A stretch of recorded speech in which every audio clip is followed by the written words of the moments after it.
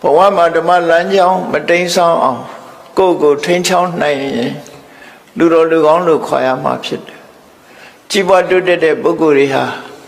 ဓမ္မလမ်းကြောင်းမတိမ်ဆောင်းစေပဲကိုယ့်ကိုထိန်းချောင်းသွားတဲ့ပုဂ္ဂိုလ်တွေသာဖြစ်တယ်ကိုယ့်ကိုမထိန်းချောင်းနိုင်လို့ရှင်ဘဝခရီးကြီးဟာဖြောင့်မြူးမှာမဟုတ်ဘူးစဉ်းစားကြည့်ပေါ့ဟိုက်ဝေးလမ်းမကြီးပေါ်မှာကားမောင်းနေတာတောင်ကရွရစိုက်မမောင်းဘူးနော်တတိလွတ်သွားပြီဆိုလို့ရှင်တိမ်ဆောင်သွားလို့ထိန်းချောင်းမှုလွတ်သွားတာနဲ့တပြိုင်နက်အသက်ပါဆုံးရှုံးသွားကြတာဒီအများကြီးအဲ့တော့ရှင်တစ်ခုကိုမထိန်းချောင်းနိုင်လို့တိမ်ဆောင်သွားလို့ခံရရင်ဒီတဘဝပဲဖြစ်တယ်ဓမ္မလမ်းကြောင်းကိုမထိန်းချောင်းနိုင်လို့တိမ်ဆောင်သွားမယ်ဆိုလို့ရှိရင်တန်တရားတစ်ခုလုံးမှာဒုက္ခရောက်သွားနိုင်တယ်ဘဝမှာအချိန်ချင်းတွေ့ရမယ်ဆင်းရဲဒုက္ခတွေအဲ့ဒီအခြေအနေတွေကိုမြတ်စွာဘုရားဟောပြောဆုံးမထားတာဖြစ်တယ်အဲ့တော့ဒေသနာတော်လေးတစ်ပုဒ်ကိုနားကြည့်လိုက်ဒီမှာဟောထားတဲ့ဒေသနာတော်ထဲမှာဓိသောဓိတံယန္တံကရိယာဓိသောဆိုတာလူဆိုးတယောက်လူဆိုးဆိုတာအကောင်းမလုပ်ဘူးအမြဲတမ်းဆိုးဖို့တွေးနေတာဖြစ်တယ်စာပေမှာတော့တခိုးလို့ဘာသာပြန်တယ်နော်တခိုးလို့ဘာသာပြန်တာအဲ့တော့လူဆိုးလို့ဘာသာပြန်တာပို့ကောင်းတယ်တခိုးကခိုးယုံခိုးတာမျိုးဖြစ်တတ်သေးတယ်ခါလေဓိသောဓိတံယန္တံကရိယာခိုးတတ်တဲ့အကျင့်ဆိုးတဲ့လူဆိုးတယောက်ဟာအလားတူလူဆိုးတယောက်ကိုတွေ့ပြီဆိုရင်ဒုက္ခပေးတဲ့အလုပ်ကိုလုပ်မှာပဲလေလူဆိုးကလူဆိုးတယောက်ပေါ်မှာညှတာတယ်ဆိုတာမရှိဘူးကိုယ်ကလက်ဥအောင်ပဲလောက်ကြတပ်ဖြတ်ကြမှာဖြစ်တယ်အဲ့တော့လူဆိုးတယောက်ကလူဆိုးတယောက်နဲ့ကြုံတွေ့တဲ့အခါမှာလှုပ်လိုက်လို့အခြေအနေဆိုးသွားတာတဲ့ပို့ပြီးအခြေအနေဆိုးနိုင်တာကကိုယ့်ရင်ထဲနှလုံးထဲမှာဖြစ်တဲ့ကိုယ်စိတ်ကိုမထိန်းနိုင်တဲ့ထိန်းကြောင်းမှုလွတ်သွားတဲ့စိတ်ကပိုဆိုးအောင်လုပ်နိုင်တယ်လို့သူတို့ပြောတာလူဆိုးတယောက်ကလူဆိုးတယောက်ကိုဒုက္ခပေးတာတဲ့ကိုယ့်ရင်ထဲနှလုံးထဲမှာဖြစ်လို့ဖြစ်တဲ့ကိုယ်စိတ်ကမကောင်းတဲ့စိတ်ကပို့ပြီးတော့ဒုက္ခပေးနိုင်တယ်လူဆိုးတယောက်ကလူဆိုးတယောက်ကိုဒုက္ခပေးရင်တဘဝပဲပေးလို့ရတယ်နောက်ဘဝထိလိုက်ပေးလို့မရဘူးအေးရင်နဲ့နှလုံးထဲမှာဖြစ်တဲ့စိတ်ဆိုးစိတ်မိုက်ကတော့ဒီဘဝရင်ဒုက္ခပေးမှာမဟုတ်ဘူးဘဝဆက်တိုင်းလိုက်ပြီးတော့ဒုက္ခပေးမှာလို့မြတ်စွာဘုရားဒီလိုဟောလို့ရင်ဖြစ်တယ်နော်ဓိသောဓိတံယန္တံကရိယာသူလှုပ်ချင်လှုပ်မှာပဲလေလူဆိုးတယောက်ကလူဆိုးတယောက်ကိုလှုပ်ချင်တာလှုပ်ဆိုးတဲ့အလုပ်တွေဒုက္ခပေးတဲ့အလုပ်တွေသူလှုပ်ချင်လှုပ်မယ်နောက်ဥပမာတစ်ခုပေးတာတော့ဝေရီဝါပနဝေရိနာရန်သူတယောက်က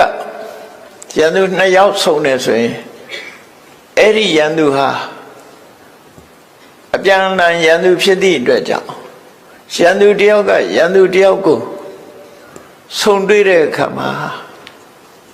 ဒုက္ခပေးတာလို့ဒုက္ခပေးတာတဲ့ပို့ပြီးတော့စိတ်ဆိုးစိတ်မိုက်ကပို့ပြီးတော့ဒုက္ခပေးနိုင်တယ်လို့သူတို့ပြောတာနော်အဲ့တော့လူဆိုးတယောက်ကလူဆိုးတယောက်ကိုဒုက္ခပေးတာရဲ့ရန်သူတယောက်ကရန်သူတယောက်ကိုဒုက္ခပေးတာရဲ့အဲ့ဒီဒုက္ခပေးမှုနှစ်ခုတည်းပို့ပြီးတော့ဆိုးအောင်ဒုက္ခပေးနိုင်တာတော့မိမိတို့အသီးသီးရင်ထဲမှာဖြစ်နေကြတယ်အကုသိုလ်စိတ်ဆိုးစိတ်မိုက်တွေသာလင်းဖြစ်တယ်ဒါတတိထားဖို့ပြောတာနော်မိစ္ဆာပနိဟိတံစိတ်တံပါပိယောနံတတောကရေလူဆိုးတယောက်ကလူဆိုးတယောက်ကိုဒုက္ခပေးထားတဲ့ပိုဆိုးအောင်ဒုက္ခပေးနိုင်တာကမိစ္ဆာပနိဟိတလို့ခေါ်တဲ့ဒီစိတ်ဆိုးစိတ်မိုက်တာလည်းဖြစ်တယ်ရန်သူတယောက်ကရန်သူတယောက်ကိုဒုက္ခပေးထားတဲ့ပိုဆိုးတဲ့ဒုက္ခကိုပေးနိုင်တာမိစ္ဆာပနိဟိတလို့ခေါ်တဲ့ဒီဓမ္မ လမ်းကြောင်းတိမ်ဆောင်သွားစေတတ်တဲ့စိတ်ပဲဖြစ်တယ်အထိန်ကြောင့်လွတ်သွားတဲ့စိတ်ဟာအဲ့ဒီတည်းပို့ပြီးဒုက္ခရောက်စေတယ်လို့ဒါမြတ်စွာဘုရားဟောလို့တဲ့အထိပ္ပယ်စဉ်းစားကြည့်မယ်ဆိုလို့ရှိရင်ရန်သူဆိုတာနှမျိုးရှိတယ်လို့ပြောပါလဲဆိုရင်အတွင်းရန်နဲ့အပြင်ရန်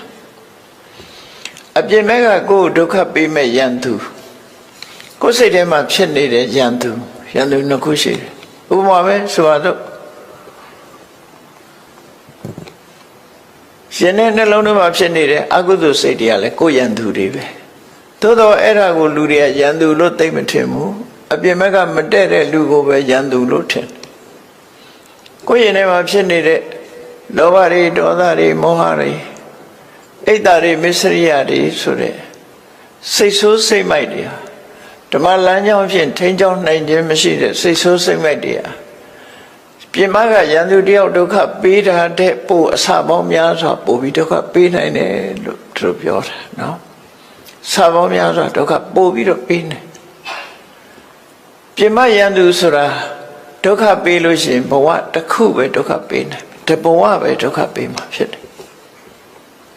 နောက်ဆုံးမှသူဒုက္ခပေးလို့အသက်ဆုံးသွားရရင်တဘဝပဲအသက်ဆုံးပဲနောက်ဘဝထိအောင်သူလိုက်ပြီးတော့ဒုက္ခမပေးဘူးသို့တော့ကိုယ်ရင်နဲ့နှလုံးထဲမှာဖြစ်နေတဲ့လောဘဒေါသမောဟဆိုတဲ့အကုသိုလ်စိတ်ဆိုးစိတ်မိုက်တွေဟာတော့လောဘနဲ့သိလောဘလွှမ်းမိုးတဲ့အခါမှာဒီဘဝကသေလိုက်တာနဲ့ပြိတ္တာဘုံပို့ပြလိုက်တယ်ဒေါသနဲ့လွှမ်းမိုးထားတဲ့ဒေါသလွှမ်းမိုးထားတဲ့စိတ်စိတ်မိုက်ကမျက်စိလေးနှလုံးမိတ်ပြီးဒီဘဝအသက်ဆုံးသွားတဲ့ငရဲဘုံပို့ပလိုက်တယ်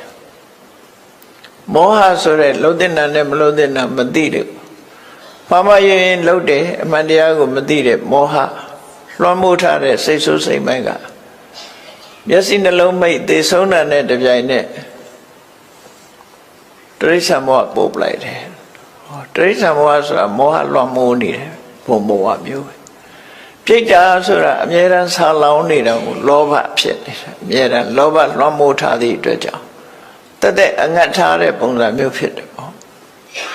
လောဘကြီးအောင်ဆိုပြီးတော့ဒုက္ခပေးထားတဲ့သဘော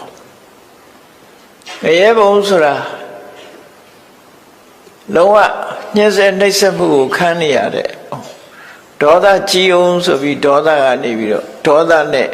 အတူတဲ့ငရဲမီးတွေနှိပ်စက်မဲ့ငရဲထိန်နေဝိုင်းအောင်နေတဲ့နေရာဌာနတစ်ခုပို့ပလိုက်တာဖြစ်တယ်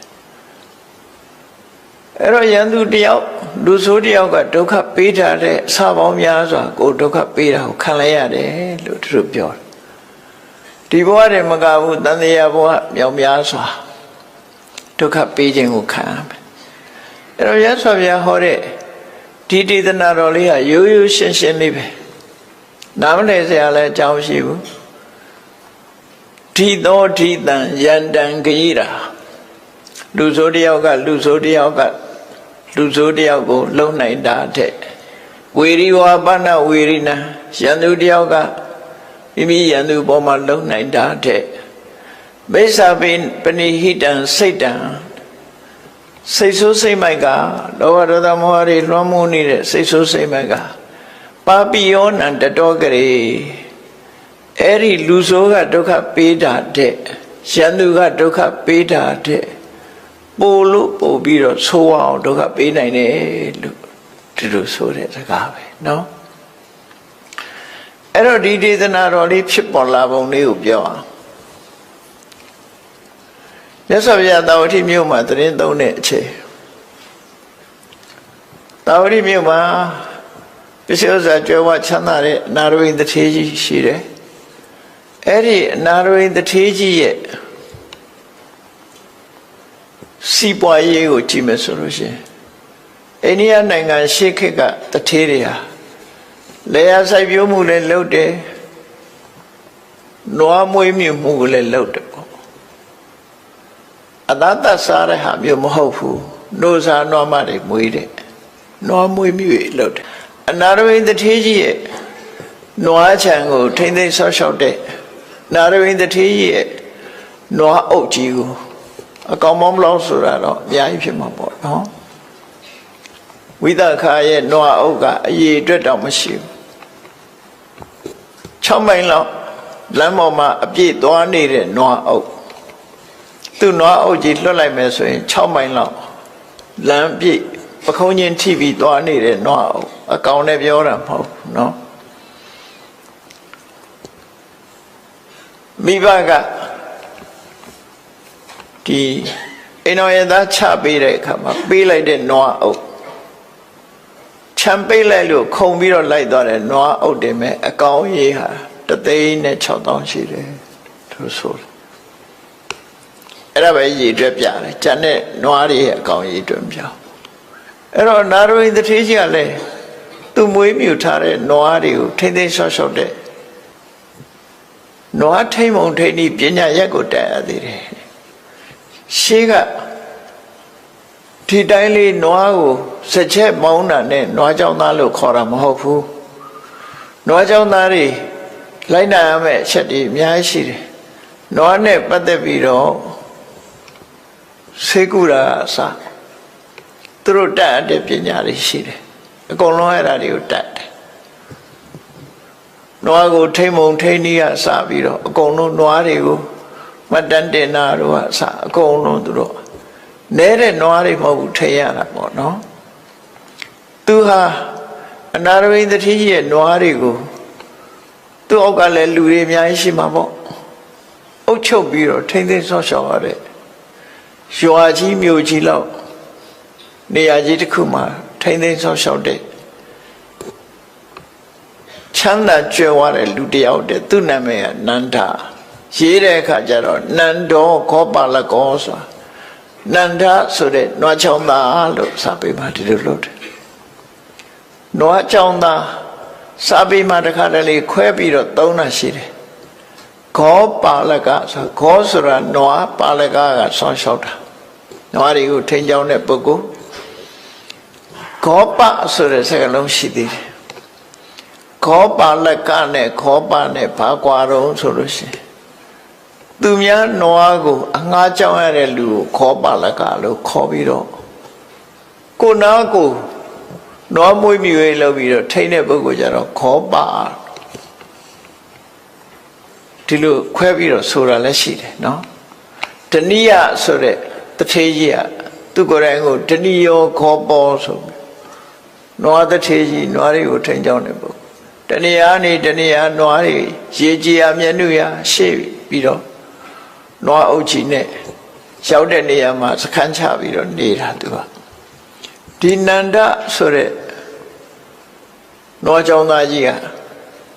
အနာရဝိန္ဒထေးရဲ့နွားတွေကိုထိမ့်သိမ်းရတဲ့ပုဂ္ဂိုလ်ဖြစ်သူကိုယ်တိုင်ကလည်းချမ်းသာကြွယ်ဝတယ်လို့ပြောတယ်အမှန်မှချမ်းသာကြွယ်ဝတယ်ယမယင်္ခနာရဝိန္ဒထေးကြီးစီသွားပြီးတော့ဘာတွေပေးရတော့ဆိုနွားနုပေးရတယ်ထောပတ်ပေးရတယ်ဒိန်တို့ဘာလို့ပေးရတယ်အနာရဝိန္ဒထေးရဲ့နွားခြံကထွက်တာတွေမှလည်းအနာရဝိန္ဒထေးအိမ်ကိုသွင်းရတာပေါ့သူကအမှန်တန်ချမ်းသာကြွယ်ဝတယ်သူကနောက်ပိုင်းမှာခဏိခေတ်လိုပဲလူဆိုတာသူကချမ်းသာကြွယ်ဝတဲ့အခါကျတိုက်ပြည်အုပ်ချုပ်တဲ့ဘုရင်တွေကအခွန်လိုက်တယ်နွားဘယ်နှကောင်ရှင်ဘလောက်ပေးရမယ်ဆိုပြီးတော့အခွန်တော်တွေလိုက်ပြီးတော့စီးကြတယ်နန္ဒဆိုတဲ့နွားကြောင့်သားအဲ့ဒီအခွန်ရှောင်တဲ့အနေနဲ့သူကယသိအသွင်ဝတ်ပြီးနေတာနော်အခွန်မကောင်းအောင်လို့အခွန်ရှောင်တာလေယသိဝတ်ပြီးတော့နွားတွေကိုထိမ့်သိမ်းဆောက်ရှောက်တယ်ဒါပေမဲ့သူကအတော်ကိုချမ်းသာတယ်လို့အခွန်ရှောင်တဲ့အကျင့်ကဘုရားလက်ထက်ကလေးရှိတာပေါ့ခဏိခေတ်မှာရှိတာပေါ့ဟုတ်တာပေါ့ကိုဟာဘယ်သူကပေးခြင်းမလို့နော်အခွန်ရှောင်တဲ့သူကခွန်ရှောင်မှုအတွက်ယသိအောင်ဆိုမြတ်စွာဘုရားလက်ထက်တုန်းကကေနိယဆိုတဲ့ယသိဟာယသိအစ်စ်မဟုတ်ဘူးအခွန်ရှောင်မှုအတွက်ယသိလို့ဝတ်နေတာသူလဲနွားကြောင့်နွားတွေနဲ့နွားအုပ်ကြီးကိုမွေးမြူတဲ့ပုဂ္ဂိုလ်ပဲဒီနန္ဒဆိုတဲ့ နာရဝိတ္တိကြီးရဲ့နွားအုပ်ကြီးကိုထိမ့်သိမ်းဆောက်ရှောက်တဲ့ပုဂ္ဂိုလ်ဟာနာရဝိတ္တိအိမ်ကိုမကြခဏရောက်တယ်နွားတို့ပို့တယ်ဆိုတော့တစ်ခွက်တလေပို့တာမဟုတ်ဘူးတတိအိမ်စားလောက်အောင်ပို့ရမှာနော်တတိရဲ့မိသားစုတွေအကုန်လုံးအလုံးနွားတို့ပို့တယ်ထောပတ်ပို့တယ်ခုခေတ်ဒိန်တို့ဘာလို့လူဟာမျိုးတွေပို့တယ်အဲ့လိုပို့ရင်နာရဝိတ္တိကြီးကလည်းဘုရားကိုအမြဲတမ်းဆွမ်းအိမ်မှာဆိုလို့ရှိရင်နေ့စဉ်အပါ2000ဆွမ်းကတ်တာဘုရားမှုရှိတဲ့တန်ဃာတွေသူ့အိမ်မှာနေ့စဉ်အပါ2000ဆွမ်းကတ်တယ်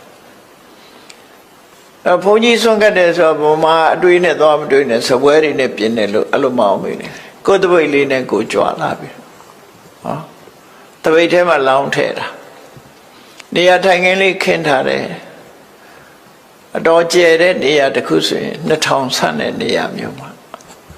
ဘုမာပြေကလို့စပွဲတွေနဲ့ပြင်ရမယ်ဆိုပါ2000ဆိုနေတာမဟုတ်ဘူးလေအဲ့လိုကတ်တာမဟုတ်ဘူးတန်းစီပြီးတော့ထိုင်နေတဲ့ယဟန်တွေရဲ့တပိတ်ထဲကိုလိုက်ပြီးတော့ထည့်တာဘူဖေးပေါ်ခုခေတ်လို့ပြောချင်းပတ်တပိုင်ဆွန်ရောဟင်းရောအကုန်လုံးပေါင်းပြီးတပိတ်ထဲထည့်ပြီးအဲ့ဒါကိုယ့်အကိုဖုံးဝေးကြတာ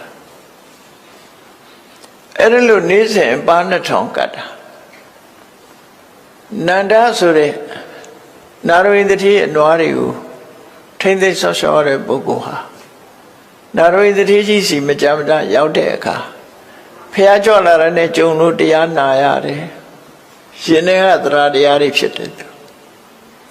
မြတ်စွာဘုရားကိုပင့်တယ်သူ့နှချမ်းကြွဖို့ပေါ့နော်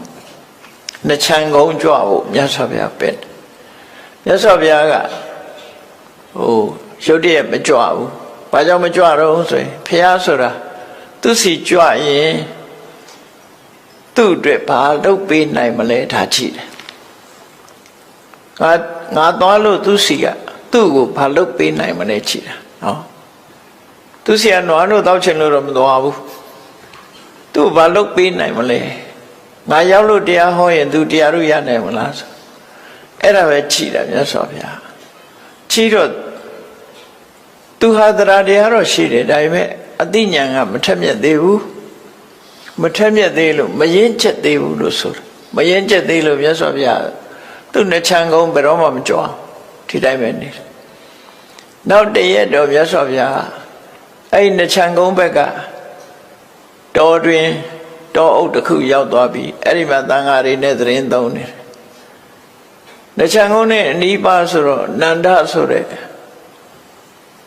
နာရဝိတ္တိရဲ့နွားတွေကိုထိမ့်သိမ်းတဲ့ပုဂ္ဂိုလ်ကဖရာဒီနာကြွလာတယ်ဆိုတာကိုသတင်းကြတာနဲ့ချက်ချင်းလာတွေ့ပြီးမြတ်စွာဘုရားကိုဆွမ်းသာပင့်တယ်သူနှချမ်းကုန်းမှာ9ရက်တိတိဆွမ်းကတ်ခြင်းတယ်အဲ့တော့မြတ်စွာဘုရားလက်ခံလိုက်တယ်9ရက်တိတိမနေ့ကျောင်းတော်ကလာပြီးတော့ဆွမ်းလက်ခံပြီး9ရက်တိတိဆွမ်းဖုံးပေးတယ်9ရက်ပြည့်တဲ့နောက်မှာမြတ်စွာဘုရားတရားပါဟောပြီးတော့ကိုလန်းကိုကြွတဲ့အခါမှာတော်တော်လေးဝေးလံအောင်သူတော့အဆက်လောက်ထီအောင်မြတ်စွာဘုရားသပိတ်ကိုယူပြီးတော့လိုက်ပို့တယ်အဲ့ဒါလို့ပြန်ခဏီးလေးလိုက်ပို့တယ်မြတ်စွာဘုရားကြွသွားတာကိုနောက်ကနေလိုက်ပို့ရဟန်းနေလည်းပါတယ်အဲ့လိုမြတ်စွာဘုရားနဲ့လိုက်ပို့ရင်းကနေပြီးတော့အပြန်တနေရာရောက်တယ်ရောက်တဲ့အခါကျတော့တောတွင်တနေရာကသူ့ကိုချောင်းပြီးတော့မြားနဲ့ပြစ်ပြီးလှုပ်ကြံတပ်ဖြတ်လိုက်တာခုခေတ်ဆိုရင်တော့သင်္နတ်နဲ့ပြစ်သွားတယ်ပေါ့နော်ဘယ်လိုပြစ်သွားမှမသိဘူးသူတယောက်တည်းပြန်လာတဲ့အချိန်မှာမြားနဲ့ပြစ်တာလှုပ်ကြံတပ်ဖြတ်ပြီးလမ်းမှာပဲလဲကျပြီးသိဆုံးတယ်အဲ့ဒါနဲ့ပတ်သက်ပြီးယဟန်တွေကမြတ်စွာဘုရားကိုလျှောက်တယ်9ရက်တိတိဆွမ်းကတ်သွားတဲ့နန္ဒဆိုတဲ့ဥပဒကဟာခုလိုမြတ်စွာဘုရားနဲ့လိုက်ပို့ပြီးအပြန်မှာချောင်းမြောင်းပြီးလှုပ်ကြံခံလိုက်ရတယ်မို့တယ်တော့ပေါ်ကြမှာပေါ့မှာပေါ့နော်ပေါ်တယ်လည်းမသိဘူးမပေါ်ဘူးလည်းမသိဘူးတတ်ခံလိုက်ရတာတော့တတ်ခံလိုက်ရတယ် အဲ့ဒီမှာမြတ်စွာဘုရားကဒီတရားကိုဟောတာပဲနော်သူလုံးချံတပ်ဖြတ်တာဟာအတိတ်ဘဝတုန်းကသူလုပ်ခဲ့တဲ့အလုပ်တွေသူပြန်ရတဲ့သဘောပေါ့သို့တော်ယဟန်တွေကသူဘာဖြစ်လို့အခုလိုလုံးချံတပ်ဖြတ်ခြင်းခံရတယ်လဲဆိုတာဘယ်ကိုယ်တော်ကမှမလျှောက်ထားနဲ့မြတ်စွာဘုရားဘယ်တော့မှမလုပ်ခဲ့တယ်ဆိုတာတော့မပြောဘူးဟောမတော်ဘူးဟောမတော်တာမေးမှဟောတာမြတ်စွာဘုရားဒါကြောင့်မို့အဲ့ဒါတော့မသိလိုက်ရဘူးပေါ့သို့တော့မှန်းဆပြီးတော့ကြည့်လို့ရတယ်သူဟာ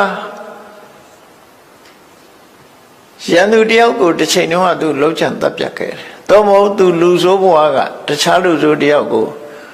လှုပ်ချန်တပ်ဖြတ်ခဲ့တယ်အဲ့ဒီလှုပ်ချန်တပ်ဖြတ်တာကြောင့်မလို့ဒီဘဝမှာလည်းသူဟာလှုပ်ချန်တပ်ဖြတ်ခြင်းခံရတယ်လို့ကိုလှုပ်ခဲ့တဲ့မကောင်းမှုအကုသိုလ်ကံဟာကိုယ်စီပြန်ရောက်တယ်ဆိုတာဖူပရင်ဆိုတဲ့လက်နဲ့သဘောမျိုးပဲနော်ပြစ်တဲ့လူစီဒီလက်နဲ့ကြီးပြန်ရောက်လာအဲ့ဒါလိုပဲမကောင်းမှုအကုသိုလ်အကျိုးတရားဆိုတာလှုပ်တဲ့လူစီပြန်ရောက်လာတယ်လို့သူဆိုလိုတယ်ပေါ့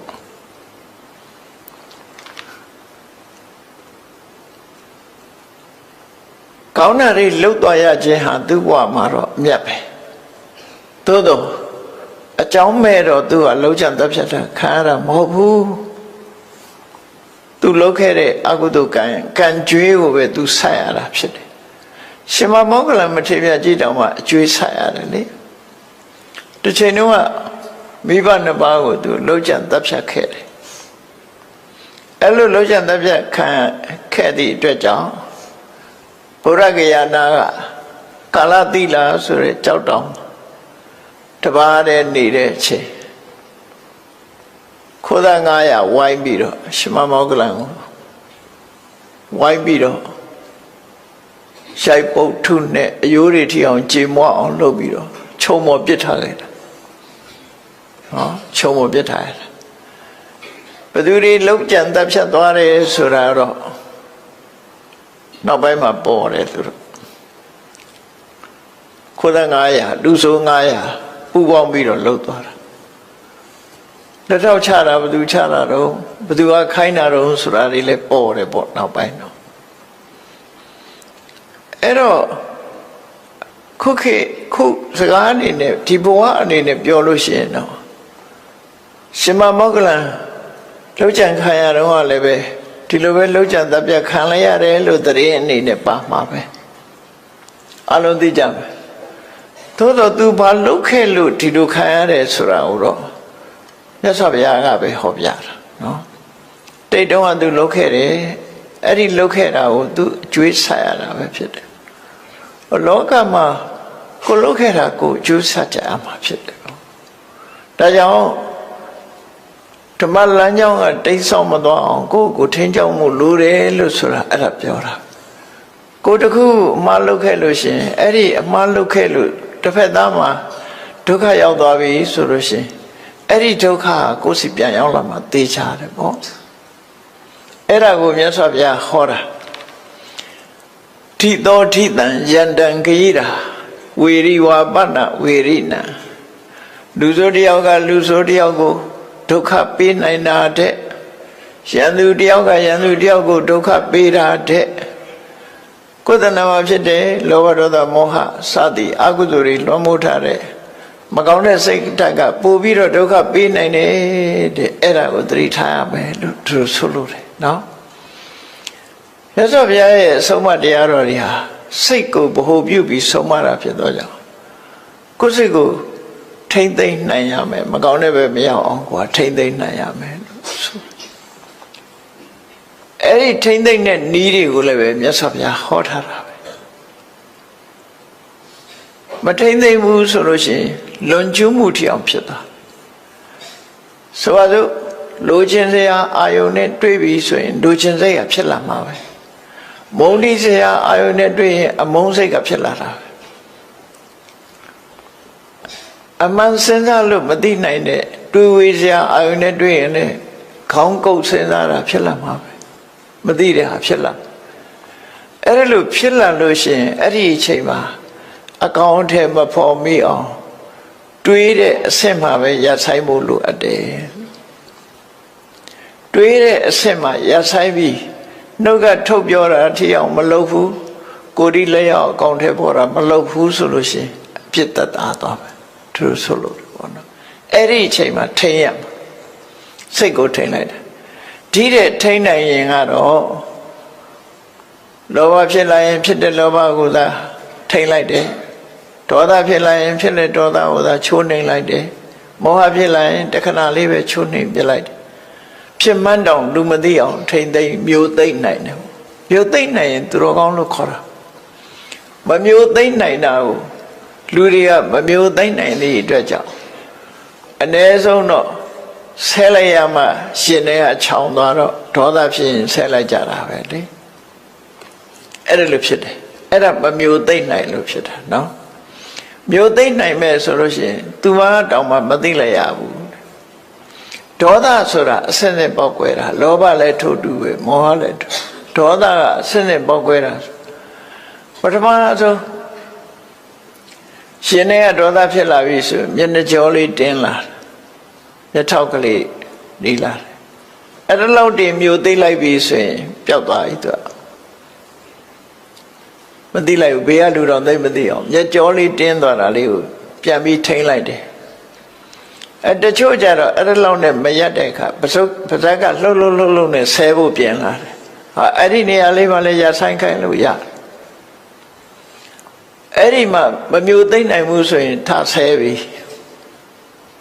သို့တော့ဆဲလိုက်လို့အာရလို့ရင်ထဲကပေါ့သွားပြီဆိုရင်တော့သူကဒါနဲ့ပဲကျေနပ်သွားတယ်ရှေ့ဆက်မလားအဲ့ဒါလောက်နဲ့မကျေနပ်လို့ရှိရင်ဒုတ်တစ်ပြက်ဓာတ်တစ်ပြက်ဖြစ်လာနော်အဲ့ဒီအချိန်လေးမှာမထိန်နိုင်တော့ဘူးဆိုသွားရောရာဇုံမှုနောက်ဆုံးသူများကိုလည်းတတ်တယ်ကိုယ့်ကိုယ်လည်းတတ်တယ်ဆိုအဆင်ရောက်သွားဒေါသဟာအစင်းပေါက်ကွဲတာဖြစ်တယ်လောဘလည်းတို့တူပဲပေါက်ကွဲလာတတ်တဲ့သဘာဝတရားတွေကိုအာယုံစိုက်ပြီးတော့ကိုယ့်ကိုထိမ့်သိမ်းဆော့ရှောင်နေရအဲ့ဒီလိုမထိမ့်သိမ်းမဲနဲ့ပြစ်ထားတာကိုမိစ္ဆာပနိဟိတလို့ခေါ်တယ်ကိုယ်စိတ်ကိုမထိမ့်မဲနဲ့ထားလို့ရှိမှန်မှန်ကန်ကန်မစင်စားပဲနဲ့ဒေါသကိုမြောက်ပေးတဲ့စဉ်းစားမျိုးမစဉ်းစားရဘူးငါတို့ကမဟုတ်ဝန်ခံမှုကွာဆိုတဲ့ဟာမျိုးမတွေးရဘူးနော်မဟုတ်လေတိခဏအောင်ခံမယ်ဆိုတဲ့အတွေးပဲတွေးရငါတို့ကမဟုတ်မခံဟုတ်ရင်တော့ခံရလားဆိုဟုတ်ရင်သားမခံသေးပြောတော့လူတွေကမဟုတ်မခံဟုတ်ရင်ရောဆိုတော့ဟုတ်ခံဟုတ်လည်းမခံဘူးဟုတ်လည်းမခံဘူးမဟုတ်လည်းမခံဘူးနားထောင်ကောင်းတော့မဟုတ်မခံပေါ့အဲ့ဒါလို့ဖြစ်တယ်အဲ့ဒါလို့ထိမ့်သိမ်းဆောက်ရှောက်ရမယ်ထိမ့်သိမ်းဆောက်ရှောက်မှုမပြုတ်လို့ကာယကမြောက်ဝစီကမြောက်လွန်ကျွမိသွားပြီဆိုရင်ဒီအပြစ်တွေဟာကိုယ်စီပြန်ရောက်လာတော့မှာပဲကိုလုံးလိုက်တဲ့အပြစ်တွေကကိုယ်စီပြန်ရောက်လာဒီလို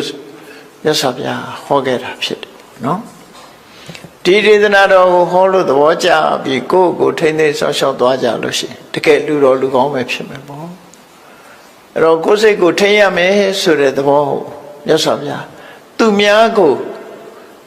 ထိမ့်သိမ်းတာတဲ့ကိုယ်စိတ်ကိုထိမ့်သိမ်းမှုလိုအပ်တယ်ဆိုတော့ဟောပြမယ်ဖြစ်တယ်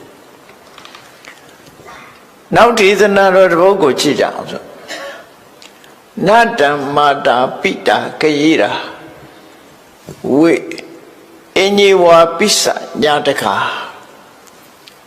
သမ္မာပဏိတံစိတ်တံသေယသောနံတတောကရေတဲ့ဒါတော့သမ္မာပဏိဟိတဆိုကိုယ်စိတ်လေးကိုကောင်းအောင်ထားနိုင်ပြီဆိုလို့ရှိရင်တဲ့အဲ့ဒီကောင်းကောင်းပြုပြင်ထားတဲ့စိတ်လေးဘလို့ကောင်းကောင်းပြုပြင်ထားတာတော့ဆိုဟိုဒေါသထွက်ရင်လည်းဒေါသကိုထိန်းလိုက်တယ်အေးဒေါသထွက်နေတော့ဘာကျိုးရှိမှာတော့ဒေါသဆိုးကျိုးကိုပေးတတ်တယ်တော့အကုသိုလ်ဖြစ်အောင်မလုပ်နဲ့ကိုယ့်အကိုနော်လောဘဖြစ်လာလို့ရှိရင်လည်းလောဘကိုစဉ်းစားဆင်ញဉာဏ်နဲ့ထိန်းနိုင်တယ်မောဟဖြစ်လာလို့ရှိရင်လည်းပျောက်ကင်းအောင်ထိန်းသိမ်းအဲ့ဒါလို့ထိန်းနိုင်လို့ကောင်းသွားတဲ့စိတ်ကလေးဟာတဲ့နတ္တမာတာပိတာကိရာအမေဖေကလုတ်ပေးနိုင်တာတဲ့နော်အမေဖေလုတ်မပေးနိုင်တာတွေထောင်ပေးနိုင်တယ်လို့ဒီစိတ်ကပေးနိုင်အမေဖေကမပေးနိုင်တဲ့စိတ်စိမ်ချမ်းသာတောင်ဒီ ကိုယ့်ကိုထိမ့်သိမ့်လိုက်တဲ့စိတ်ကောင်းလေးကပေးနိုင်တယ်ဖန်တီးပေးနိုင်တယ်အင်ကြီးဝါပိဿညာတကဆွေတွေမျိုးတွေကကိုယ့်အကောင်းဆုံးဖြစ်အောင်ကိုယ်မလုပ်မပေးနိုင်ပေမဲ့ဟောဒီစိတ်လေးကလုပ်ပေးနိုင်တယ်လို့တမ္မာပဏိတံစိတ်တံတေယသောနံတတော်ကလေး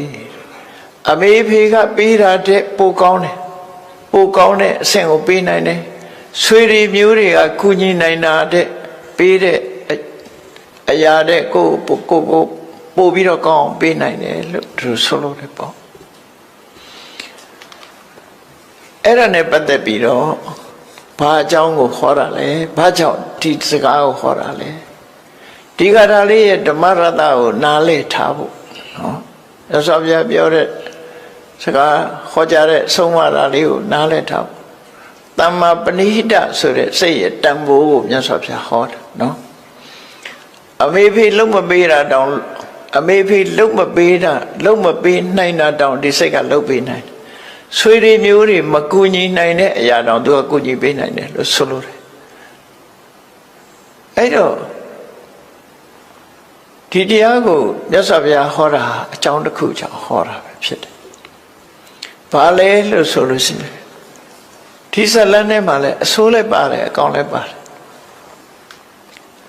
ဒီဇလန်လေးဖြစ်ပေါ်လာပုံလေးကဘာတော့ဆိုရင်တာဝတိမျိုးနဲ့အလှမ်းกว่าတဲ့နေရမှာသောရိယဆိုတဲ့မြို့လေးတစ်မြို့ရှိတယ်အဲ့ဒီမြို့မှာသောရိယဆိုတာတထေသားတယောက်ရှိတယ်တငယ်ချင်းအပေါင်းအသင်းတွေနဲ့ရေချိုးမလို့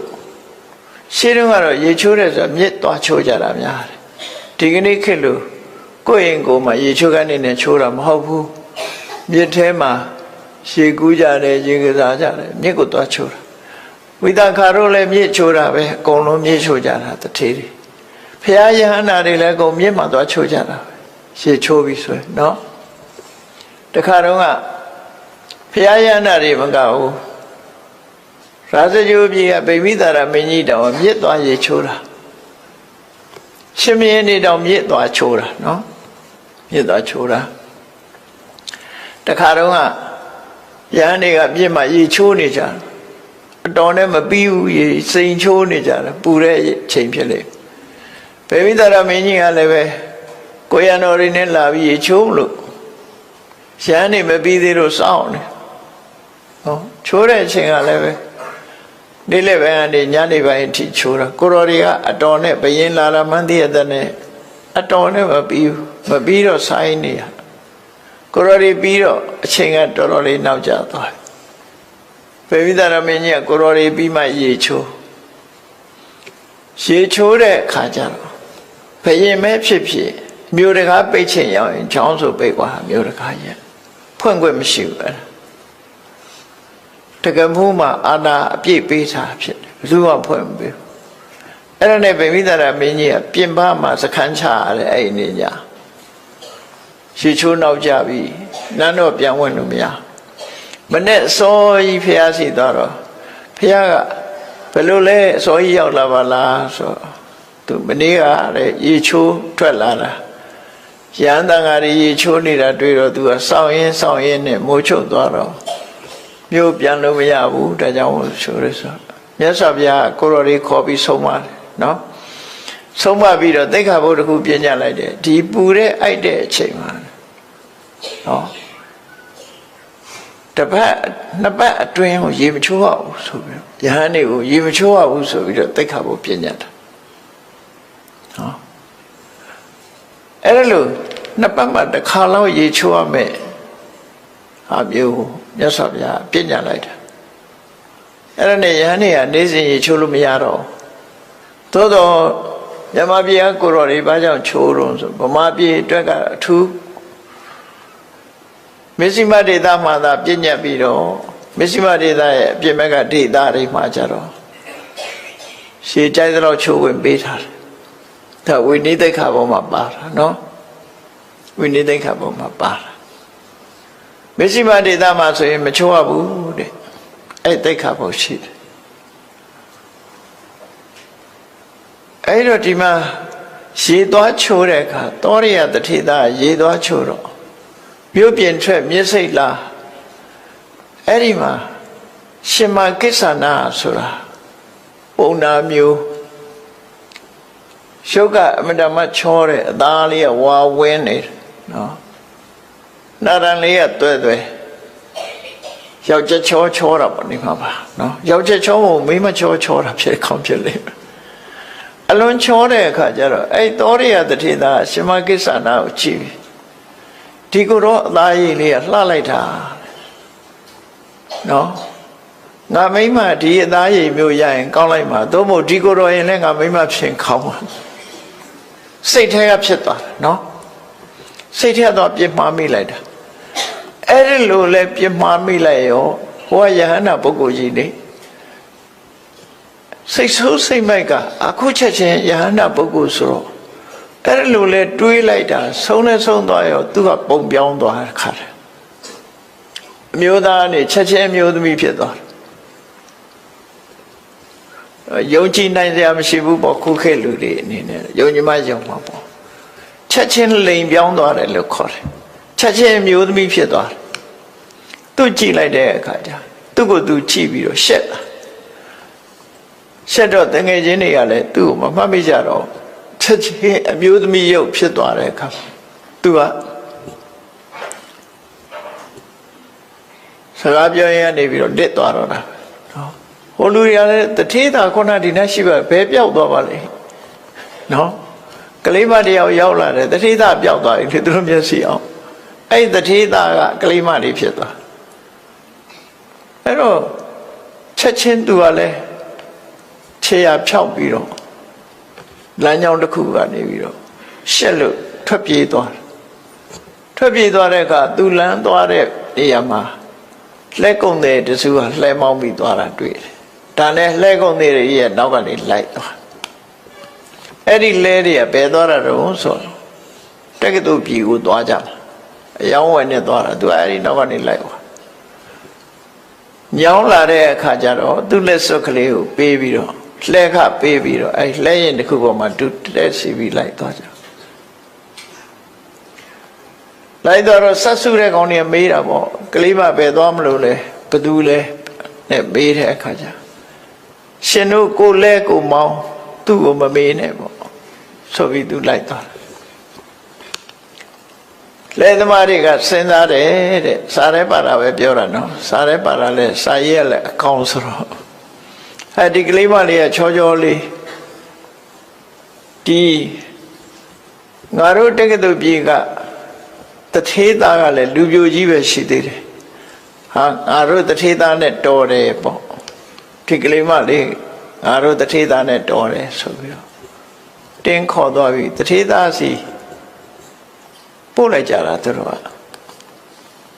လှမ်းပြီးတော့သတင်းပို့တယ်တယ်လီဖုန်းနဲ့ဆက်တာတော့မဟုတ်တော့ဘူးသတင်းပို့တယ်ဒီကလေးမလေးတယောက်ချောချောလေးလမ်းမတွေ့လို့သူတို့ခေါ်လာတယ်ပေါ့လေတထေးသားနဲ့လိုက်ဖက်တယ်ဆိုပြီးတထေးသားရှိပို့ပြီးတထေးသားနဲ့ဟိုဘက်ကျမှအိမ်အောင်ကြတက္ကသိုလ်ပြည်မှာအိမ်အောင်ကြသူနေတဲ့မြို့မှာလည်းပဲသူကအိမ်အောင်ရှိတယ်အိမ်အောင်ရှိတော့အဲ့ဒီမှာကလေး2ယောက်ရှိတယ်သားလေး2ယောက်ရှိတယ်တက္ကသိုလ်ပြည်ရောက်လာတော့သူကအမျိုးသမီးဖြစ်နေတက္ကသိုလ်ကတထေးသားနဲ့တွေ့တဲ့အခါသူကအဲ့ဒီမှာအိမ်အောင်တစ်ခါကြတော့ကလေး2ယောက်ဝေဖွားပြန်အလုံး4ယောက်ရှိသွားသူကလေးအဲ့ဒီလိုနေရင်ကနေနှစ်ထန်းကကြာတူတူသွားတဲ့လူတွေကဟာဘဲသွားလိုက်တာပါလေဘဲပြောက်သွားပါလေခုနဒီနားမှာရှိပါတယ်ငါတို့နဲ့တူတူလာတာပဲရေချိုးပြီးပြန်သွားတာနေမှာပါဆိုပြီးရှာလို့မရတော့အိမ်ပြန်ညာအိမ်ရောက်တဲ့အခါကျတော့ရေချိုးပြီးပြန်သွားတယ်လို့မှတ်တာပဲဆိုလူပြောက်ကမိဘတွေကစိတ်ပူလိုက်ရှာကြဘယ်မှမတွေ့တော့အင်းဒါသေသွားတာရေနစ်ပြီးသေတယ်လို့ပဲထင်ကြတယ်သူတို့ရှုပ်ကပြောင်းသွားတော့မသိကြတော့ဘူးလေသူကသူသာသိတာအဲ့ဒါနဲ့ရေနစ်သေသွားတာနေပါပဲဆိုပြီးတော့မိဘတွေကအမြတ်တမ်းတွေပါတွေဝေကုသကောင်းမှုတွေပြုပြီးမြတ်ဝေလိုက်ကြတယ်သူကတော့တက္ကသိုလ်ပြေရောက်ပြီးတော့တထေးကတော့ဖြစ်တယ်အဲ့ဒါလို့သားသမီး2ယောက်ရောက်တဲ့အချိန်လေးမှာ အဲ့ဒီသောရိယကကုံတယ်တွေသူတငယ်ချင်းကုံတယ်တွေကဒီကိုရောက်လာကြဗျာတက္ကသိုလ်ကိုရောက်လာသူကလေသာပြေတိုင်းကနေရက်ကြည့်လိုက်တဲ့အခါသူတငယ်ချင်းသူမှတ်မိတော့သူအိမ်ကအမျိုးသမီးအစေပါးတွေကိုလွတ်ပြီးတဲ့အခါကျခေါ်ခိုင်းပြီးတော့ဝကြိုးငယ်ပြုတ်တရင်တနည်းကြီးသူကကျွေးရမွေးဟိုလူတွေကမှမှတ်မိဘူးသူကပဲမှတ်မိတယ်ဘယ်မှတ်မိမှာတော့သူကဟိုတုန်းကတထေသားအခုကအမျိုးသမီးဖြစ်တာမမှတ်မိအေးအဝတ်တွေပြုတ်ပြီးတဲ့အခါကျစကားထိုင်ပြောကြစကားထိုင်ပြောတော့ဟိုလူတွေကအံ့ဩပြီးမေးတာပေါ့ခင်ဗျားကျွန်တော်တို့ကိုသိသလားလို့ဆိုသိပါတယ်တရင်တနည်းကြီးဘယ်မှာသိတာတုံးနဲ့စကားဆက်မိလို့ပြောရင်ကနေသူကမေးတယ်အဲ့သောရိယမှာတထေးကြီးဥပဒုပဲဝါနေကောင်းလာမေးတယ်နောက်တထေးသားသူတို့မှသားတစ်ယောက်ရှိတယ်အဲ့သူရောဘယ်လိုတော့ဆိုမေးလိုက်တဲ့အခါကျမမေးပါနဲ့သူအကြောင်းတော့မမေးနဲ့ငါတို့နဲ့တူတူရေချိုးသွားတာနေပျောက်သွားလိုက်တာဘယ်ရောက်သွားမှန်းကိုမသိတော့ဘူးပေါ့နော်မမှတ်မိကြတော့ငါတို့နဲ့ရေချိုးတူတူသွားရင်ကနေပျောက်သွားတာရေထဲနစ်သွားတယ်ထမတယ်သူ့မိဘတွေကတော့အမြတ်တမ်းပေးဝေတာတွေလှုပ်ပြီးသွားပြီပေါ့ဆိုတော့အဲ့ဒီပျောက်သွားတယ်ဆိုတဲ့တထေသားဟာငါပဲတဲ့နော်မတော်ရအောင်မပြောနဲ့လေဟိုကတထေသားခမရအမျိုးသားမဟုတ်တာအမျိုးသမီးဆိုမဟုတ်ဘူးဆိုပြီးတော့ရှင်းပြတယ်ရှင်ကစီအဲ့တော့တွေးလိုက်ကြလားမင်းတို့ရဟန်းတော်တစ်ပါးရုပ်ချောလာတာတွေးလိုက်လားတွေးတယ်အဲ့မှာငါစိတ်ကအလိုဖြစ်လိုက်တဲ့အချိန်ငါဟာရုပ်ချင်းပုံပြောင်းသွားတော့မင်းတို့ငါ့ကိုမမှတ်မိတာဖြစ်လေအဲ့ဒီအချိန်မှာငါရှက်လို့တဲ့သူထွက်လာခဲ့တာလို့ဟောအဲ့ဒါဆိုလို့ရှိရင်ရှင်မကစီကဒီမြို့မှာရှိနေတာပဲအဲ့ဒါဆိုလို့ရှိရင်သူ့ကိုကြောဝန်ချလိုက်လို့ရှိရင်ဖြစ်ပါတယ်အဲ့ဒါသူ့ကိုတောင်းပန်ပြီးပြီလားဆိုမတောင်းပန်ရသေးဘူးတဲ့ဟာဒါဖြင့်တောင်းပန်မယ်စီစဉ်မယ်ဆိုပြီးတော့ရှင်မကစီထံအဲ့ဒီဧည့်သည်တထေသားတငယ်ချင်းကသွားပြီးတော့ဆွမ်းသာပင်အိမ်ရောက်ဆုံးမကပ်ပြီးတဲ့အခါကျတော့ရှင်မကစီကိုအဲ့ဒီသောရိယလာတဲ့တထေသားကနေပြီးတထေရဲ့တငယ်ချင်းကနေပြီးတော့ရှောက်တယ်ရှင်ဘုရားတဲ့ဟောဒီတထေကြောဟာရှင်ဘုရားကိုတွေးလို့သောရိယနာမရှင်ဘုရားကြွလာတော့အရှင်ဘုရားအပေါ်မှာခုလိုစိတ်နဲ့ပြမမိခဲ့ပူပါတယ်တဲ့အဲ့ဒီပြမမိလို့သူဟာအခုလိုဘဝရောက်လာတာရှင်ဘုရားသူ့ကိုသိခံခွင့်လွှတ်တော်မူပါလို့တောင်းပန်ဝန်ချလိုက်တဲ့အခါရှင်မဂေစီကသိခံပါတယ်လို့ပြောလိုက်တာနဲ့တပြိုင်နက်နှခမ်းမွေးနေပါလေပြန်ဖြစ်သွားအဲ့ဒါလိုပဲဖြစ်မှာပေါ့နော်နှခမ်းမွေးတွေမိုးစိမ်မွေးတွေနဲ့ပြန်ဖြစ်သွားဇလန်ကအဲ့လိုအဲ့ဒီကြတော့ဒီဟာရုပ်ရှင်ရရင်တိတ်ကောင်းမှာပေါ့နော်သူကတရုပ်ဆောင်တာလဲပြည်ပြင်းလုံးအားချီတယ်အဲ့ဒီမှာယောက်ျားလည်းပြန်ဖြစ်သွားရောဒီတက္ကသိုလ်ကသူ့ရဲ့အမျိုးသားတထေသားနေအောင်စလုံးတငယ်ချင်းလို့ဖြစ်သွားတော့ဒီမှာပဲဆက်နေပါပေါ့မထူပါဘူးသူနဲ့အကြောင်းပြုပြီးရထားတဲ့ကလေးလေး2ယောက်ရှိသူကအဲ့ဒါဘယ်လိုပြောတော့ဆိုလူဘွားကြီးတော့မင်းငါလည်းစဉ်းစားကြည့်တဲ့ငါဟာလူဘွားရလာတာအမျိုးသားဖြစ်လိုက်အမျိုးသမီးဖြစ်လိုက်နဲ့ပြီးတော့အမျိုးသားပြန်ဖြစ်လိုက်နဲ့ဆိုငါဘွားဟာရှက်စရာတွေအရှက်တွေကုန်ပြီပေါ့လေငါဟာလူဘွားမှာဆက်မနေဘူးရဟန်းဟောတော့မှာဖြစ်တယ်ဒီသားလေး2ယောက်မင်းတောင်းအောင်မယ်မိမဲ့ထင်းသေးဆောင်းရှောက်တော့ဆိုသူသားလေးတွေဖက်ပြီးခေါင်းကိုနမ်းပြီးတဲ့အခါမှာအနန္တထားခဲ့ပြီရှင်မဂေစီထံမှာသင်္ကန်းဝတ်လိုက်တာရံပြုတ်သွားတယ်ပေါ့အဲ့ဒီချိန်မှာနော်အဲ့တော့ဘဝဟာတော်တော်ကိုစမ်းကြဲတဲ့ဘဝမျိုး ခြုံတွေးရတာဖြစ်တယ်အဲ့ဒါလိုရောဖြစ်နိုင်သလားလို့ဆိုဖြစ်နိုင်တယ်ပေါ့နော်တာမန်အနေထားတယောက်တော့မှမြတ်စွာဘုရားဟောတဲ့ရှိခေတ်မှာလိန်ပြောင်းတယ်ဆိုတာရှိတယ်အဲ့နေရင်ကနေပြီးတော့ရဟန်းတော်တစ်ပါးဟာလိန်ပြောင်းသွားတယ်မနေ့မိုးလင်းတဲ့အခါကျတော့အမျိုးသားဘဝအနေအမျိုးသမီးဖြစ်သွားအဲ့ကြတော့ဘိက္ခုနီတွေစီသွားနေရတယ်သူဟာအရင်တော့ဘိက္ခုတွေစီမှရခံအဲ့ပြဿနာပေါ်လာတဲ့အခါမြတ်စွာဘုရားဆုံးမပေးတယ်ဆုံးဖြတ်ပေးတယ်ပေါ့အေးထပ်ပြီးတော့ယဟန်ခံကြမလို့ဘူးယဟန်ဘဝတုန်းကယဟန်ခံထားတဲ့အတိုင်းပဲဘိက္ခုနီတွေစီပဲပြောင်းပြီးတော့နေတော့လို့အဲ့လိုခွင့်ပေးဘူးတယ်ဘိက္ခုကလည်းဘိက္ခုနီဖြစ်သွားတာပဲနော်လိန်ပြောင်းသွားတာမျိုးတွေဖြစ်တတ်တယ်တဲ့ဒီသတိသားကတော့အမျိုးသားဘဝနဲ့အမျိုးသမီးဖြစ်တောင်းမှလိုက်တဲ့အခါကျတော့အမျိုးသမီးဘဝနဲ့အမျိုးသားပြန်ဖြစ်ဒီလိုပြန်ဖြစ်တာလောကကြီးဟာလူရဲ့စိတ်ကြောင့်ပြောင်းလဲမှုတွေဆိုတာဖြစ်နိုင်တယ်ဆိုတဲ့အကြောင်းအမျိုးသားတန်တရားမှာတော့အမျိုးသားကြီးပဲဖြစ်ဖူးတယ်အမျိုးသမီးမဖြစ်ဖူးဘူးဆိုတော့လူမရှိဘူးတဲ့အမျိုးသမီးကြီးပဲဖြစ်ပြီးအမျိုးသားမဖြစ်ဘူးဆိုတာလည်းမရှိဘူးအဲ့တော့အမျိုးသားလည်းဖြစ်ဖူးကြတယ်အမျိုးသမီးလည်းဖြစ်ဖူးတယ်ဒီလိုရှိတယ်ဒါဖြင့်ဘာကြောင့်ဒီအမျိုးသားဖြစ်ပါလေနဲ့ဘာကြောင့်အမျိုးသမီးဘဝရောက်တယ်လဲဆိုလို့ရှိရင်အိမ်တော်ကြီးဖောက်ပြန်တဲ့လူတွေဟာအမျိုးသမီးဘဝရောက်သွားတတ်တယ်တို့ဆိုလို့တယ်နော်အဲ့လောက်ဆိုသဘောပေါက်ပြီအိမ်တော်ကြီးဖောက်ပြန်တဲ့လူတွေဟာအမျိုးသမီးဖြစ်သွားနိုင်တယ်ရှင်အနန္ဒမထေရဟာရွှေပရိသတ်ဘဝမှာအိမ်တော်ကြီးဖောက်ပြန်မှုတွေသူတော်ဘာရဲ့အိမ်တော်နေနဲ့လွန်ကျူးမှုတွေလုပ်သည့်အတွက်ကြောင့်ပရဒ္ဓရကံလို့ခေါ်တယ်ပေါ့သူတော်ဘာတာမယာနဲ့ပြစ်မှားတဲ့ပုဂ္ဂိုလ်ဟာရှင်အနန္ဒကိုယ်တိုင်ကတန်တရားထဲမှာဒီပြစ်မှုကိုကျူးလွန်ခဲ့ဘူးတယ်ကျူးလွန်ခဲ့သည့်အတွက်ကြောင့်ငရဲကြတယ်ငရဲကြပြီးငရဲလွတ်လာတဲ့အခါမှာအမျိုးသမီးဘဝ14ဘဝဖြစ်ခဲ့တယ်နော်ရှင်အနန္ဒအမျိုးသမီးဘဝ14ကခုနှစ်ဘဝကြတော့အမျိုးသားဖြစ်တဲ့အခါမှာသင်္ကွက်ချင်းခံရတယ်သူဆိုလို့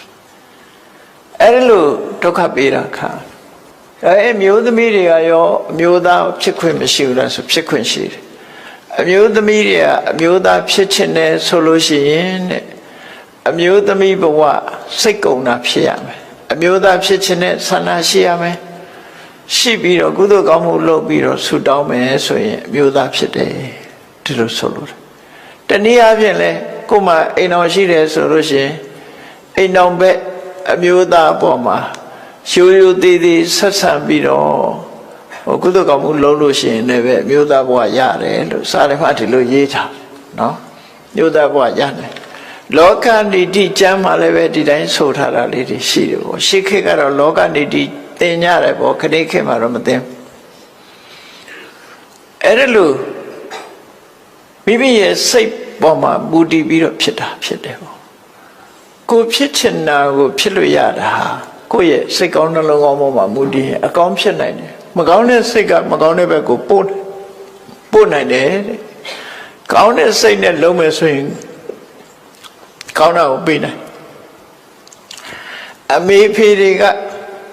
ချစ်လာပါတယ်ဆိုတဲ့သားသမီးကိုဝေကျေဒနာပေးနိုင်တယ်လုံလောက်ဝေကျေဒနာပေးနိုင်တယ်ချမ်းသာအောင်ထားနိုင်တယ်သို့တော့စကြဝဠာမင်းဘဝကိုသားသမီးကိုပေးလို့မရဘူးနတ်ပြည်ရောက်အောင်လည်းမလုပ်နိုင်ဘူးနိဗ္ဗာန်ရောက်အောင်လည်းလုပ်မပေးနိုင်ဘူးပညာတတ်ကြီးဖြစ်အောင်လည်းလုပ်မပေးနိုင်ဝိသခာရဲ့မိဘတွေဟာကြီးကြီးတက်နေအောင်ချမ်းသာတော့လည်းပဲပစ္စည်းဥစ္စာသာပေးနိုင်တာတခြားမပေးနိုင်ဘူးလို့ဆိုလို့တယ်အဲ့တော့မိဘတွေကလုပ်ပေးနိုင်တာအတိုင်းအတာတစ်ခုပဲဒါဖြင့်မိဘတွေတဲ့ပို့ပြီးတော့ကောင်းအောင်လုပ်ပေးနိုင်တာတော့ကိုယ့်ရင်ထဲနှလုံးထဲမှာဖြစ်တယ်စိတ်ကောင်းနှလုံးကောင်းပဲဖြစ်တယ်စိတ်ကောင်းနှလုံးကောင်းဆိုတာဘာတော့မေတ္တာနဲ့လွှမ်းခြုံထားတယ်နော် မေတ္တာနဲ့လွှမ်းခြုံထားတဲ့ကရုဏာနဲ့လွှမ်းခြုံထားတဲ့စိတ်မုဒိတာနဲ့လွှမ်းခြုံထားတဲ့စိတ်ဥပိ္ပခာနဲ့လွှမ်းခြုံထားတဲ့ပြမစိုးတရားတွေနဲ့လွှမ်းခြုံပြီးတတ္တာတို့အလောဘတို့အရောဓတို့အမောဟတို့ဆိုတဲ့မွန်မြတ်တဲ့စိတ်နှလုံးတွေကစိတ်နှလုံးတွေနဲ့လွှမ်းခြုံထားတဲ့သမ္မာပဏိဟိတဆိုတဲ့ဓမ္မဖြင့်ထိန်းချောင်းထားတဲ့တိမ်ဆောင်မှုမရှိတဲ့စိတ်ကလေးကတော့အလုံးကိုလုပ်ပေးနိုင်တယ်လို့သူတို့ဆိုလို့တယ်ပေါ့နော်အကောင်းဟုသမျှနောက်ဆုံးမှနိဗ္ဗာန်ရောက်အောင်လည်းလုပ်ပေးနိုင်တယ်မျိုးသမီးကမျိုးသားဖြစ်ခြင်းနဲ့ဆိုရင်ဒီစိတ်ကလုပ်ပေးနိုင်ဒီလိုဆိုလို့တယ်ပေါ့နော်ဘဝမှာအကောင်းဆုံးဆိုတာကိုရယူပေးနိုင်တာကိုယ့်ရင်ထဲမှာရှိတဲ့စိတ်ပဲဖြစ်တယ်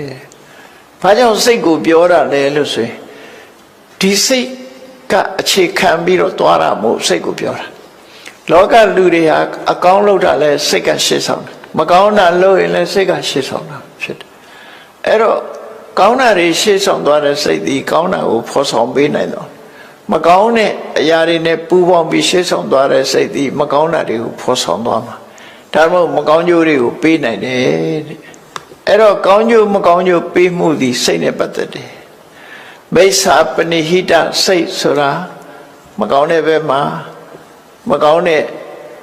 အရာတွေလွှမ်းမိုးထားတဲ့စိတ်ကိုမိစ္ဆာပဏိဟိတစိတ်လို့ခေါ်တယ်ကောင်းတဲ့အရာတွေလွှမ်းမိုးထားတဲ့စိတ်ကသမ္မာပဏိဟိတစိတ်လို့ခေါ်တယ်မိစ္ဆာပဏိဟိတစိတ်သည်ရန်သူတယောက်လူဆိုးတယောက်ဒုက္ခပေးတာတဲ့ပို့ပြီးဒုက္ခပေးနိုင်တယ်သမ္မာပဏိဟိတလို့ဆိုတဲ့စိတ်ကောင်းနှလုံးကောင်းသည်မိဘဆွေမျိုးတွေလှုပ်ပေးနိုင်တာတဲ့ပို့ပြီးကောင်းအောင်လှုပ်ပေးနိုင်ပါတယ်လို့နောက်ဆုံးပြောရမယ်ဆိုရင်ယန္တာဖြစ်အောင်လဲဒီစိတ်ပဲဘိစိကဗုဒ္ဓဖြစ်အောင်လဲဒီစိတ်ပဲဖျားဖြစ်အောင်လဲဒီစိတ်ပဲတန်တရားဥဒ္ဒလွတ်ဖို့ရဆိုလဲဒီသမ္မာပဏိတာစိတ်ကိုယ်စိတ်ကိုကောင်းအောင်ထားနိုင်တဲ့အတိုင်းအတာတစ်ခုအရာအကျိုးကျေးဇူးတွေဟာရရှိကြမှာဖြစ်တယ်ဒါဟာဓမ္မပဒဒေသနာမှာမြတ်စွာဘုရားဟောထားတဲ့ဒေသနာတော်နှစ်ပုဒ်ရဲ့ဓမ္မရတပဲဖြစ်တယ်ပေါ့အဲ့ဒီဓမ္မရတကိုနာယူမှတ်သားပြီးမိမိတို့ဘဝမှာကိုယ်ရင်နဲ့နှလုံးထဲမှာရှိနေကြတဲ့ဒီစိတ်လေးကိုဓမ္မလမ်းကြောင်းတိမ်ဆောင်မသွားအောင်ထိန်ကြောင်ပြုပြင်ကြရမှာဖြစ်တယ်ဆိုတာကိုယ်စီသိရှိနားလည်ပြီးမြတ်ဗုဒ္ဓရဲ့အဆုံးအမတိုင်းကျင့်သုံးနေထိုင်နိုင်ကြပါစေကုန်သတည်း